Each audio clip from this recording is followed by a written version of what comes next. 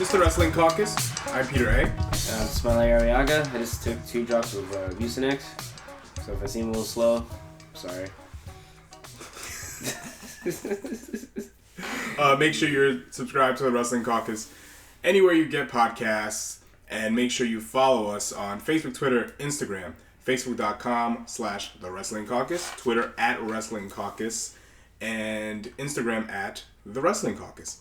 And today we're going to talk about Backlash, but first, New Japan is back, and they had a secret show of sorts called Together Project Special. And the reason why I say secret show is that they only announced the card recently. They didn't do it beforehand. And this show is mostly tag matches. And what's interesting is that, and it was, with no fans, obviously. The intermission, they took the time to disinfect the ring and everything, which is cool. And there was promos from Tanahashi and Naito, and Tanahashi basically thanked the fans for waiting for their return. Naito just got everybody excited for the upcoming New Japan Cup, which is June 16th, and the finals are being held July 11th in front of fans at 1/3 capacity, with crew and wrestlers being tested beforehand, which I think is interesting because, again, no wrestling anything in the States is even remotely thinking about having fans now. I think it shows the benefits of actually being patient and not having shows and keeping your talent home. While everyone was kind of like, okay, how are we gonna get talent on TV during a pandemic? They were just like, you know what, you guys stay home, Yeah, they just kind of waited it out and were very safe. They didn't even have any shows over the last couple of months, which is very interesting. And Tanahashi, I think there was a press conference beforehand, and he was like, wrestling. He said wrestling should be the last thing to come back, or live performance. Yeah, should be the last thing to come back. Yeah, and he said that it'll show you how important wrestling is once it comes back, which is cool. And absence makes the heart grow fonder. So. Yeah, and the winner of the New Japan Cup will face Naito for the IWGP Heavyweight and IC title at Dominion at the very next day, July 12th, also in front of fans. And what's also interesting is that they held TV tapings in the U.S. in L.A. Lions Break Collision, they are calling it. And what's also cool is that Filthy Tom Lawler debuted for New Japan. So we don't know when these tapings will air. I guess we have to wait and see. Hopefully, this means that New Japan got a TV deal in the U.S., but we have to just, wait and see what happens with that. Because I miss New Japan on TV. Oh yeah, I miss New Japan so much. And if anything, they have time to add some ambient noise, before they air those shows. Yeah, why not? Oh man, anything's possible. Speaking of piping in crowd noise, we're going to talk about Backlash. As we're recording this, it's the Monday after Backlash, and wow, I didn't like this show at all. There was a few. Well, I shouldn't say at all. There was a couple of really good matches, which we'll talk about. So, general thoughts about Backlash. I liked Nikki, the triple threat tag match. I enjoyed Nikki Cross and Alexa and Sasha and Bayley. I think this match would have been so much better if it was just those two without the Iconics. Yeah, I missed that because I was on my way back from getting food and I was stuck in traffic. So the match was good. Like I said, Alexa and Nikki were awesome. Be careful, you're peeking. Yeah, Alexa and Nikki were awesome. No, you don't have to move back. You just don't. You have to speak so loudly. Oh, I don't even notice. But Alexa and Nikki were great. Like I said, this match would have been so much better if it was just those two versus Bayley and Sasha. Like I said, without the Iconics, because I don't know. It's like one of those matches you see like a triple threat where it would be much better if it was just one-on-one. Yeah. Well, so do you feel more or less confident about the women's tag titles after watching this? This didn't change any. It didn't change anything of how I feel about the women's tag titles. I just think. Well, I do think Nikki and Alexa are a good team. They're probably if anything, the only refined team of this entire division. of this entire tag division. Okay, so they seem like the only actual like team. And I guess the Iconics, but the Iconics just like Nikki and Alexa are so much more charismatic, especially together. I mean, I think like on another subject, I think peaking again. On another subject, I think it would be better if they were like both single stars, but that's a whole nother subject. So what happened after that? It was just they went right into Jeff Hardy and Sheamus. I don't even remember. Yeah, I think so. I think so. I'm probably missing a match or something, but yeah, they went right into Jeff Hardy and Sheamus. It was really, really, really, really hard to be into this match. I already stated how I feel about this whole Jeff Hardy freaking drug addict or alcoholic angle. That segment on SmackDown just sucked me out of this whole thing. So it was really, really hard to be into this match. I mean, Jeff Hardy's awesome. And Sheamus is fine, but the build up to this match wasn't the greatest, and the match wasn't the greatest. It was fine. It was whatever. It wasn't anything like, oh my god, you have to see this match. It was just it was okay. Sheamus beat on him, and then Jeff Hardy made a big comeback, but then he kind of fell short at the end. It was one of the cleaner finishes on this show. Sheamus won. Don't really know why. I don't think Sheamus really needs to win. Jeff Hardy didn't really need to win either, but Jeff Hardy is the star here. Sheamus is fine. He's not a bad worker at all. I really enjoyed his work with the Bar. I think the Bar was great. If Sheamus is going to come back, I think he should have came back with the Bar, with Cesaro. And Cesaro's not really doing much now, so Sheamus not really doing much now. Sheamus is not a main eventer, people. He is not. That's the thing. I feel like with the whole thing about the Bar, like the Bar was great, but I'm realizing, and plus I kind of knew this the whole time. This is how I felt the whole time. I think the reason why the Bar was so liked was because of Cesaro. People like Cesaro. Like every time they were out, you always heard, yes, let's go Cesaro chants. You never heard yay Sheamus chants. I think it was all about Cesaro. But them as a team was great. The Bar was a popular team. Was a good team. But if you're going to bring back Sheamus, I think Sheamus has more value as a team with the Bar. If you're going to use Sheamus, Jeff Hardy is not the guy to beat if you want to build Sheamus. Jeff Hardy is a star, a legitimate star. Jeff Hardy won this match? No, he lost. Oh. Sheamus won clean. So I'm not saying that Sheamus winning here, it means that he's going to go for a title. I don't think that's what that means at all. But I just think I wouldn't be surprised if that was the case. Yeah, but I don't know. How many times have they given this guy a title even after the previous title reign just didn't matter? Not good. So after this was... What happened after this? Jeff Hardy and Sheamus? I was going to say Almas and Cruz, but that was in the pre-show. That was the pre-show. I didn't see that match. I don't know why I was in the pre-show, but...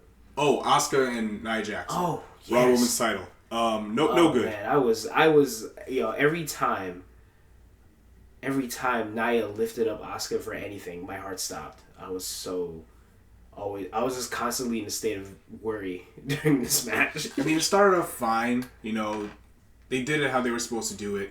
Nia Jax being the big brick wall and Asuka thinking of how to bring down this big giant. Asuka worked her. She tried. Match. Oh God. They were doing things that they were doing in their NXT match, but my God, I'm thinking. I didn't get suplex once, so I was kind of disappointed about that. That's the only thing. I think that when as the match started to progress, I'm like, okay, we need to wrap this up quickly, because the only way this match would have been effective if they just went in and went out really quick. Asuka should have won decisively here. She should have. Oh wait, it was a DQ finish? It was a count out. It was stupid. That means there's gonna be another match. Nia Jax did not need protecting here. Asuka needed that. Asuka needed to win quick and decisively. She needed to, because she won. No, she lost clean to Charlotte on Raw. Nia Jax interfered, but she took a pinfall. She needed to win decisively to look like a strong champion. So maybe they'll give her Oh win no, back. Charlotte needed to look strong because she couldn't afford one night without not having beaten a champion. No thanks. But at least she didn't lose. But the count out is just stupid. It means it's gonna be another match. No, I don't. Jeez Louise. Or a triple threat at the next pay-per-view. Oh great! Now both of them will be in danger. Both Asuka and Charlotte will be in danger. I don't want to speak that into existence. But so this was a nothing. This was like a Raw match. Like I said, Asuka worked her butt off. Yeah. Oh my god. Yep. She was super winded after this match. Hell, the Asuka and Charlotte match on Raw. That was a pay-per-view match. To me, this was the and Raw that didn't match. have a finish either. That barely did have a finish. Oh, we like not like a not like a good finish. No. After this was. What do they have after this? Was it Drew and Bobby Lashley? I think. Yeah, I feel like we're missing some matches. That Drew, doesn't matter. I don't know. So Drew, it was Drew and Lashley. Yeah, this was really good. This I had a hard time choosing between like what was like the match of the night. Either Drew and Lashley or Edge and Orton. This was like definitely like first or second best match in the show, for me at least. Yeah, if you missed Backlash, only watch Drew and Lashley and Edge and Orton. But I thought this was really good because this was how Lashley should have been portrayed from the get-go. When Like an actual guy. This is how he should have been portrayed. The match started.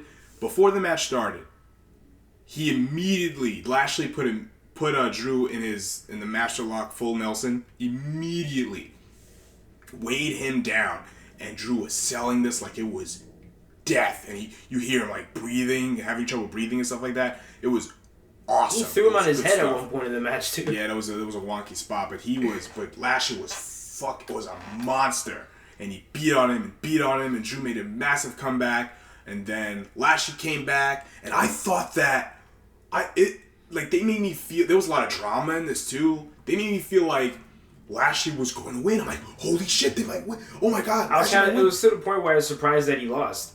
Well, that's only because of the Lana hijinks, but yeah, that was nonsense. But I think they made Lashley feel like a big obstacle for Drew to overcome.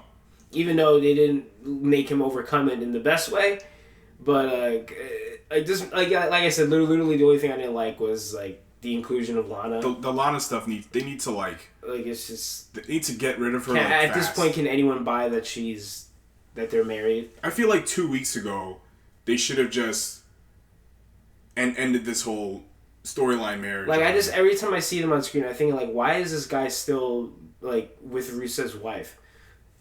It's pointless at this point. They could have just done a thing on Raw. Lashley says, "I want a divorce," and then at the pay-per-view, they would have made that a segment too. They're gonna make that a segment probably. Yeah, they should have just did a thing backstage. We're divorced, and then at the pay-per-view, you see MVP and Lashley talking. And then Lashley's like, "Yeah, I'm signing my divorce papers today," and that was it. That's what they did with Shane and Stephanie. But like with them, yeah. But like you know how WWE is. They're gonna make if they did have a divorce segment, they'll make that a big segment. They'll have Lana go on and on with her annoying shtick. It's just, I don't know. I feel like that. I just feel like this Lana thing isn't over. They've shown no signs of like not including her in this. Yeah, but in the finish of this match, they didn't make Lashley look like a total loser because Lana pointlessly got on the ropes and told the ref he cheated. They just made her look like an idiot. They made her look like a moron. And then Lashley hits the ropes, about to hit Lana, and then he stops. And then boom, Drew, Claymore, and it was over. That was a great Claymore. Yeah, it was great. It was really good. It was good stuff. But overall, this match was great. Made Lashley look like a killer, except for the end.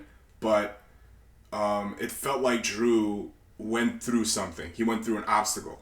You know, there was a reason for us to get behind him. He went right through Lashley, right? Yeah.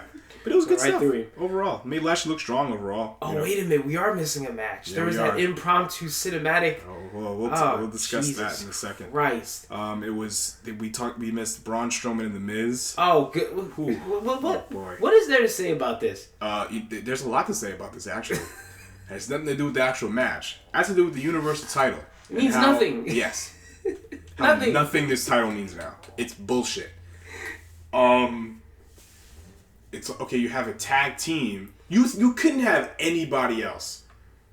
Hell, why not Kofi? If you needed a contender, I don't want to see Kofi versus Braun Strowman. I know Kofi's gonna lose. I'm just saying you could have picked anybody, but you put, and this is a WWE thing. You know, defending, having a singles title be defended with a tag team, stupid.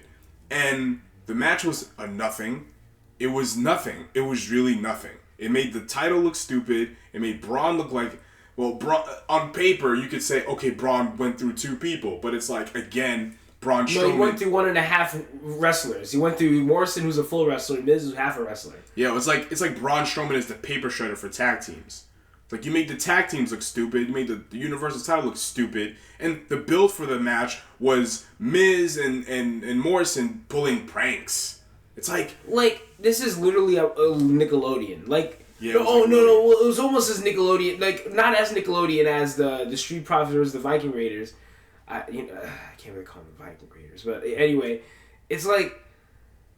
Look, this match was so, pointless. I was rooting for Miz. I was like, yo, maybe Miz can win this, and Morrison can challenge Miz. That would be a much better storyline than what's going on. Anything would be better than what's going on right now. I think the biggest point of that is that you didn't care who won. I didn't care about anybody in this match. It's like, I'm looking at Morrison, man, this guy is so good, and they're wasting him on this bullshit. It's bad. And he was great. He was Morrison really good. was trying his best. He worked his ass off. And I like the fact, if I'm going to say one thing positive about this match, one, it was short. It could have been shorter. When Morrison went for the pin, Miz pulled him off. And then Miz realized, oh, fuck, we should have just won. You see, that's when I realized, oh my god, what's going on between these two is more interesting than anything Braun is doing. I would have had, Morrison versus Braun wouldn't have been terrible either. Just Morrison just winning the title. Or anybody, just end this title reign. Or just discontinue the title. And then the worst part about this whole thing is that they played their stupid music video before the match. Oh, that's a great way to get people interested in the title match, people. Oh my god. Good stuff. This is for a world title. Good stuff. This is a title that Finn broke his finished the match with a broken shoulder for. This was the title that Finn did that. Yeah, and guess what? If the SmackDown ratings don't do well over the next couple of weeks, I guess Vince can blame Bruce Pritchard. That's his new fall guy, I guess. So, moving on, let's talk about another nothing. It wasn't even a match, it was more of a segment. They had the Street Profits versus the Viking Raiders. Now, let me say this. For the first 2 or 3 weeks of the little competitions that they've had between these two, I thought it was entertaining. For the first couple weeks, I'm like, this is okay. It's not ideal, but it's funny. It shows that, okay, we know that the Street Profits are very entertaining people. We know that. And we're seeing another side to Viking Raiders. Yes, they are entertaining. A side that we don't need to see. Right, and here's one thing I noticed. For the people who've been watching Viking Raiders since they were in New Japan, Ring of Honor, I saw a little bit of their New Japan stuff. The team known as War Machine. Yeah, and even if you watch some of their NXT stuff and how great they were there, the people that are just watching WWE, they only saw their main roster stuff. This is how they see the Viking Raiders, and they're gonna judge them accordingly. The people that watch them in NXT, Ring of Honor, New Japan, all that stuff, they're mad as hell. They're like, this is bullshit. But for the people who just watch Raw and SmackDown, they probably don't give a fuck that the Viking Raiders are silly or funnier. You know what I'm saying? Like, not excusing this. Yeah, but like the people who are in the WWE bubble, their opinions are kind of like not the most valid because like they've only watched like a fraction. Yeah, but I think Vince McMahon does not give a shit about the people who watch. Or wrestling fans, for that matter. Exactly. Yeah. Exactly. People who just watch WWE, Monday Night Raw, and their basis as to what makes what's good pro wrestling is the Attitude Era. Those are the people that Vince is trying to appeal to, not wrestling fans. The people that they've created, the WWE universe, WWE fans, and WWE fans are not exactly pro wrestling fans. Case in point, the match following that we're going to talk about, Edge and Randy, is billed as the greatest wrestling match ever. Why? Because people who just watch Monday Night Raw may believe that this match might be the greatest match ever. So they had this impromptu. They billed it as a tag team match for the World Tag Team titles, for the Raw Tag Team titles, and you had the Street Profits and the Viking Raiders. We see them fighting. Well, and I'm like, okay, they're fighting backstage. Maybe they'll just pick this up in the ring, but no, hijinks ensued. So like they figured that, okay, after weeks of making these guys do stupid sports, what if we made them fight each other? Yeah. Wow, who would have thought of that? Who would have thought? I didn't care about anything that happened in this. They made me hate. They made me not want to watch these guys wrestle. But I've seen these guys tear the house down in NXT. We did. We saw it with our own eyes. We were there. What the? We saw them. We saw them tear the house up at Raw, the last live Raw before the world ended, and it was good stuff. So I think that this is typical WWE stuff. Let us turn it inside out. They're more than just wrestlers. Aren't one of these teams champions? What? Aren't one of these teams champions? Yeah, Street Profits. They're sports entertainers, more than just wrestlers. But this is the extreme way of doing that.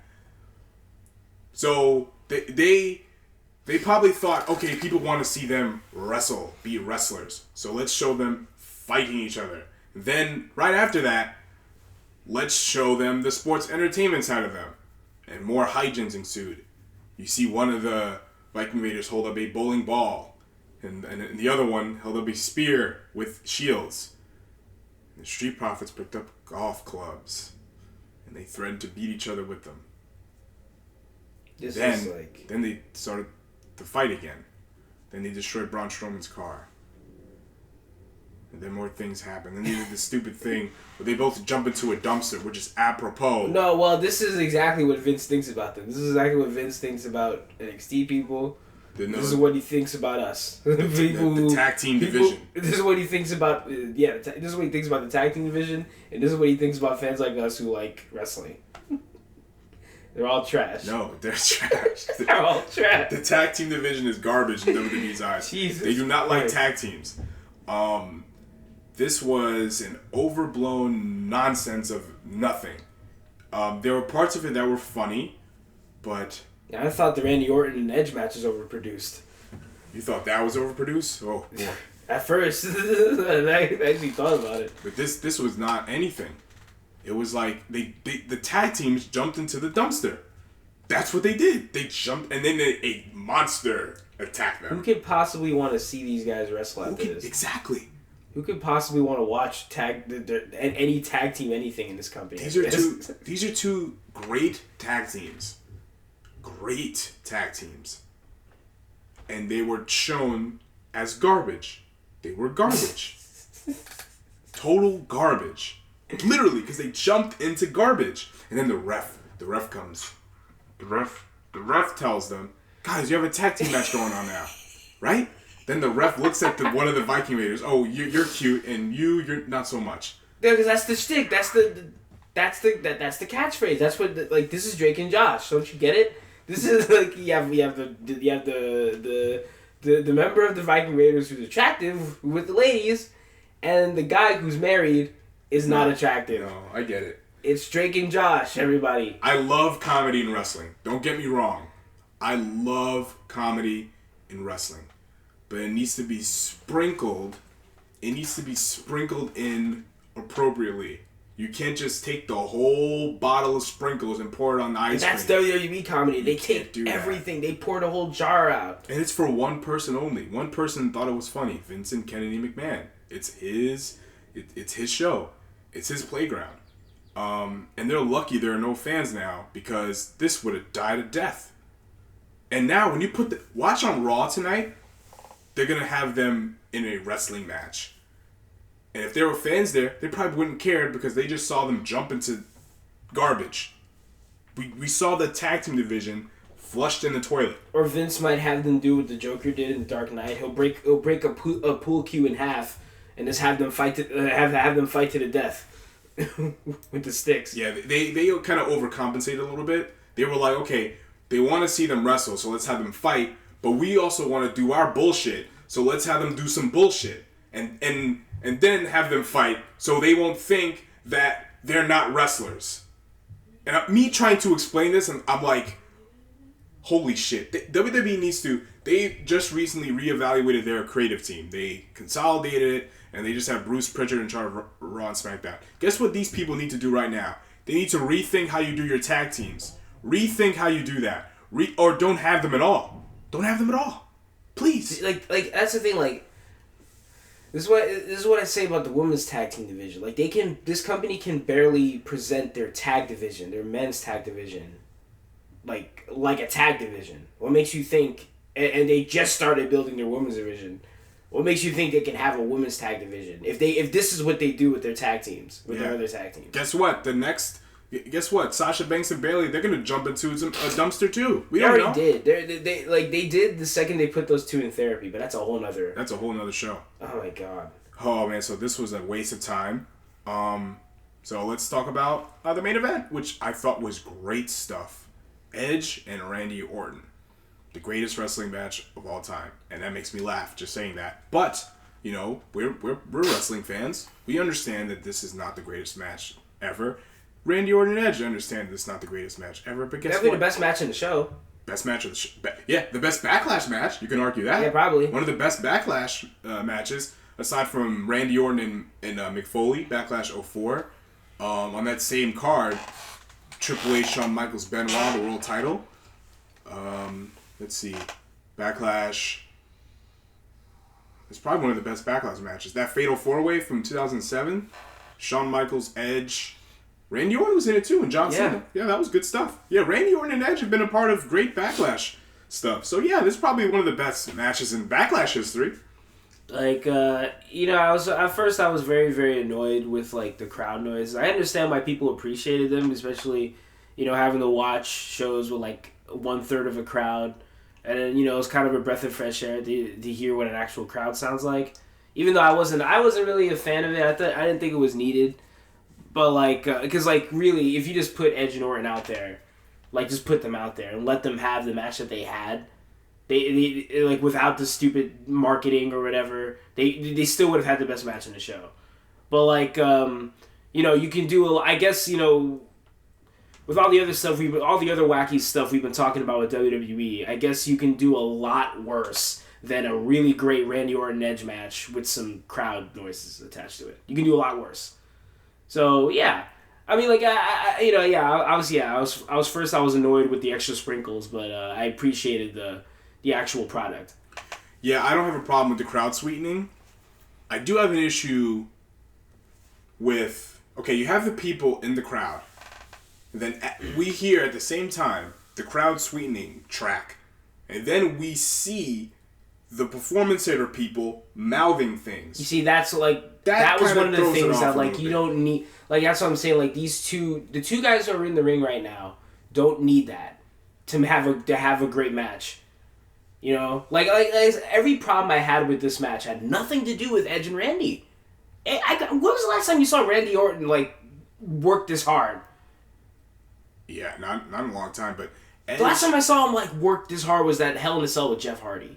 Yeah, recent Randy Orton is my favorite Randy Orton. He is working his ass off. His promos are incredible, and Edge is just he's been gone for a decade. I don't notice it.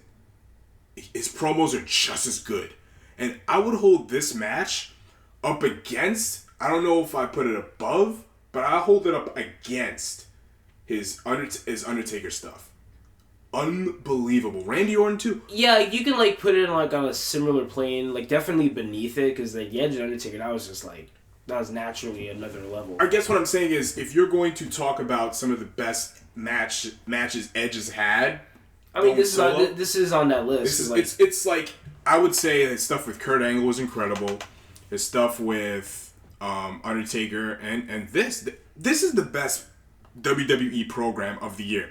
There is nothing probably else. Like one of the best feuds. Like, yeah, like not just an individual match, a program. This is the best thing WWE has done all year. Period. There's nothing else that comes close to this, in my opinion. Yeah, they worked their asses off. Told a great story. Presented like, because usually I don't love the idea of doing a big bloody blow-off match and then having a regular wrestling match, but they did this well. Like, Randy Orton suckered Edge into doing this. What they I did love the finish of this match. The finish was excellent. Yeah. Like, it was very unexpected. I actually didn't think he'd use the punt kick. And think about it. He did the RKO. It didn't work. He kicked out of it. So what did he do? He did something else. That was even more dastardly. Kicked him in the fucking head. Yeah. Great stuff. He didn't even do that in the Last Man Standing match. I thought this was way better than the Last Man Standing match. You know what? Better. Yeah, I loved the Last Man Standing match. I really enjoyed it. But this was great from a storytelling perspective. This was better than that, I think. Yeah, it was great. It was just good stuff. Like, I would watch this match again. I would.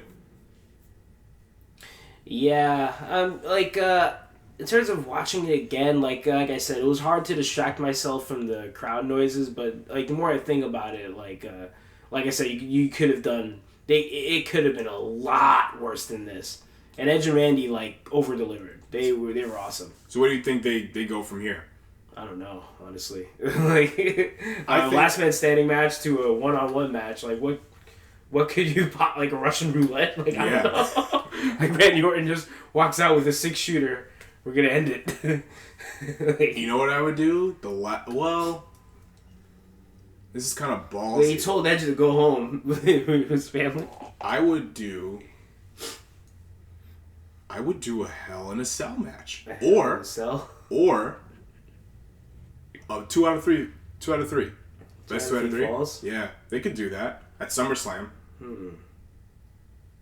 They could. Maybe a submissions match. No. Force Randy to come up with a submission. No, I wouldn't do The that. idea of Randy Orton doing submissions is funny. I would do either a Hell in a Cell, because I think this program warrants that, or 2 out of 3 falls match. Like, why not do that cage match that Thatcher and Riddle did? No ropes, just a cage. Not Edge and Orton. That's not a... I guess you can still. I don't know. I guess you can still have I don't know. Have like a cage. I don't think you need a Hell in a Cell. They're not gonna fit a Hell in a Cell in the Performance Center. I don't think Edge and Orton is gonna. Unless they're gonna make it a cinematic Hell in a Cell. Yeah. Where it would be like a cage in the middle of a warehouse. Yeah, Edge just like he tore his triceps, so I don't know if he wants to do a Hell in a Cell match. But I would say maybe a 2 out of 3. Do what to do with Orton until Edge comes back though? Nothing. You just need to do anything. I figured like I don't know, for some reason I figured like, okay, if he won this big match, like what do you think he's going for the title next? Yeah. Randy Orton versus Drew. That's something for Drew to do. That wouldn't be that. I wouldn't be bad. Then again, also, like, I don't know if everyone would be keen on the idea of McIntyre losing to Orton. I don't think he should lose to Orton. Yeah. Well, I'm not saying he should. No, I think Drew should be. I think Drew should have the championship until. I think he should have it for a year, until you can have fans again. And yeah, because like Drew, like if the fans were there, they would be loving Drew. They are loving Drew. Here's what I think they would do, because WWE has done this before. But I don't necessarily would agree with this. What they might do is do Randy Orton versus Drew at the next pay-per-view. Orton wins the title, And then right? Edge comes back and fights Randy for the title. title. That's why I figured Randy. Yep. That's why I figured Randy would go for the title. And then you do a program, Drew versus Edge, and then Drew gets his title back, and he holds it to WrestleMania. They could do that, but I don't think they should.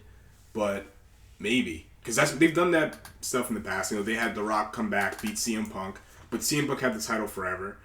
And then they set up Rock and Cena 2 at WrestleMania again. But, you know, that's something to do, but I wouldn't do that. I would protect Drew. You just have the title till you're ready to have fans come back, and you have somebody who, like an Adam Cole or someone who you think is up next for, yeah. If who I think is up next, I think Adam Cole should have. Realistically, I think Adam Cole should have like every world title in this company. Yeah, Adam Cole should be like running SmackDown. I don't know why the hell this guy is like the best promo in the whole company, and this guy I don't know why he's not on live on Raw and SmackDown. Yeah. So overall, Backlash, not a good show. Final 2 matches are very, very good. Drew and Lashley, Orton and Edge, great stuff. That's it. Do not watch the rest of the show. And we're glad New Japan's back, guys. So if you don't like WWE, check out New Japan, and New Japan Cup starts up next week, I think. MLW is doing a great anthology series right now. The recent one is with the Lucha Brothers, which is kind of cool. And then they're doing one with Steve Corino this week. They're going back into the archives. But, yeah, so it's been the Wrestling Caucus. I'm Peter A. I'm Smiley Arriaga. And don't forget to subscribe to the Wrestling Caucus anywhere you get podcasts. And don't forget to follow us on Facebook, Twitter, Instagram. Facebook.com/The Wrestling Caucus, Twitter @Wrestling Caucus, and Instagram @The Wrestling Caucus. All right? Later days. Stay safe, y'all.